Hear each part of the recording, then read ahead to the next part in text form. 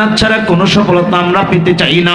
জান্নাতে ব্যক্তিকে আল্লাহ সফলতা অর্জনকারী বর্ণনা দিয়েছেন সূরাতুল ইমরান 185 নম্বর আয়াতের মাঝখান থেকে শেষ পর্যন্ত আল্লাহ জানিয়ে দেয়, শোনো, ওয়া ইন্নামা তুওয়াফাউনা উজুরাকুম ইয়াউমাল কিয়ামাহ ফামান যুহজিহা আনিন নার ওয়া উদখিলাল জান্নাতা ফাকাদ ফাজ ওয়া মাল হায়াতুদ দুনিয়া ইল্লা মাতাউল গুরুর।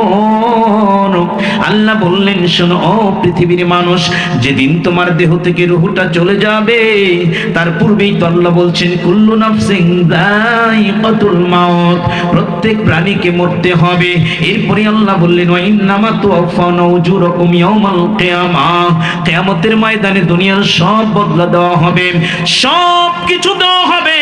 কিয়ামতের ময়দান বিন্দু পরিমাণ কাউকে কম দেওয়া হবে না, বেশিও দেওয়া হবে না। ফামান ইয়ামাল মিসকালা যাররাতিন খায়রান ইয়ারা ওয়া মান ইয়ামাল মিসকালা যাররাতিন শাররান ইয়ারা, যাররা পরিমাণ ভালো কাজ মন্দ কাজ সেটাও নেকির পাল্লা এবং পাপের পাল্লায় তুলে দেওয়া হবে, সব বদলা কিয়ামতের মাঠে দেওয়া হবে।